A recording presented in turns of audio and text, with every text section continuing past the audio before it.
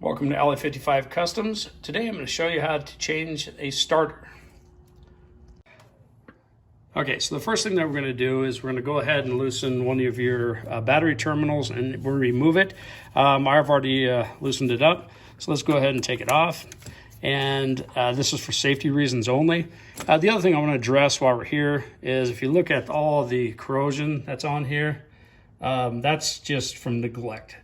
And if you have that, let's go ahead and clean that off before we put the terminal back on, and clean up around here too. The best thing to use is a battery terminal cleaner. It's in an aerosol can, and you can find it down at your local auto parts store. If you're too far away from your auto parts store, you can also use baking soda. Right there, you can use baking soda and water, and you can let that soak in a glass jar. You can't, don't use anything other than a glass jar, because you can't put it in plastic or tin or anything else. It has to be glass. The other thing I want to point out really quick is if you have your battery open, you're topping it off with distilled water, whatever you're doing, if these are open, do not drip any of the baking soda into the open terminal, because it will short out your battery and then you'll be buying a new battery. All right, so I did one side already, and this was about 5 minutes, and that actually cleaned it up really well. I would not leave it in for a long period of time, or it will eat up your terminal. So stick it in for, no more than about an hour at the most. Do not leave it any longer than that, and do not leave it in overnight, or this will be probably pretty eaten up. So do it for a short period of time. Here's this side here. If you can see, it's changed, the baking soda has changed color with the battery acid that's in there. See how it's foaming up? And it actually cleans it really well. So you can go ahead and leave it in for a little while. And then, but look at it. That's what it looks like already, and that's only, what, 30 seconds? So, I mean, that's almost clean already. Again, just do not let it sit for a long period of time, or you're going to be replacing your battery ends. So, matter of fact, let me clean this off. I'll replace the water, and let's get going. Okay, so literally this was 5 minutes, but look at these terminals. I mean, they're super clean. Baking soda and water, that's all I used. You clean it off really good too. And then your terminals themselves, pretty much if you just wipe them off with a rag, or if you have this is a battery terminal cleaner, get that at your local auto parts store. You just take it, put it on there, and just spin it, and then it'll clean them right off. So I'm working on a 2000 Ford Excursion, 6.8 liter Triton V10. Any vehicle that you have, they will have a starter. So you just have to locate where it's at, and it will be connected at some point. All cars are different. So one car may have it in one location, another car may have it in a different location, but they're all going to be connected where the transmission connects to the back of the engine. And so you will have a starter somewhere around that point.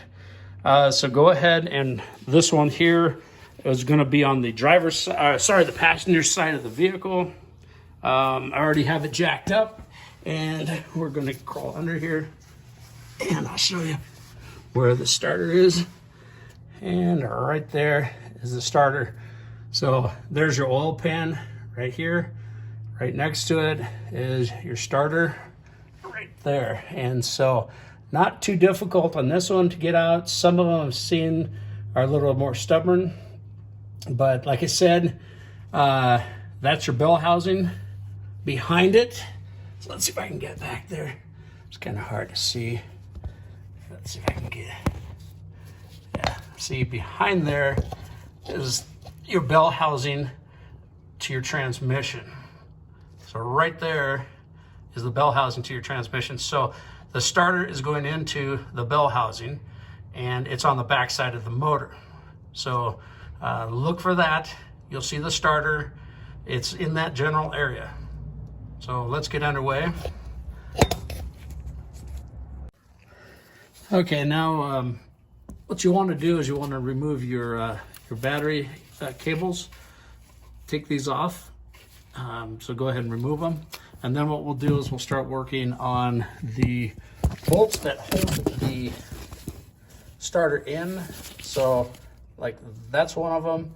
And then there'll be another one on the other side here. So there'll be 3, right? I'll show you when we get up top.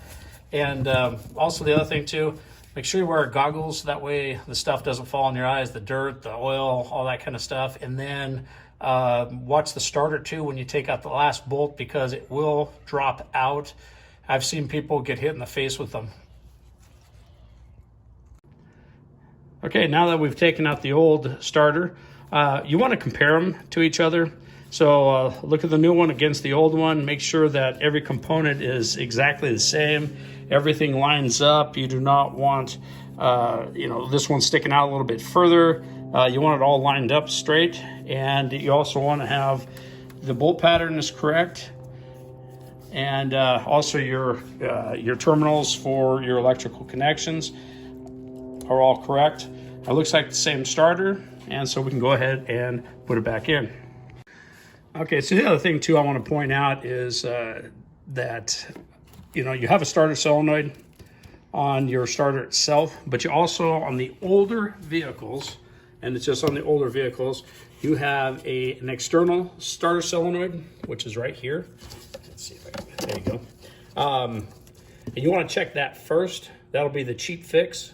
So if this goes bad, it'll act like your starter's not engaging and stuff.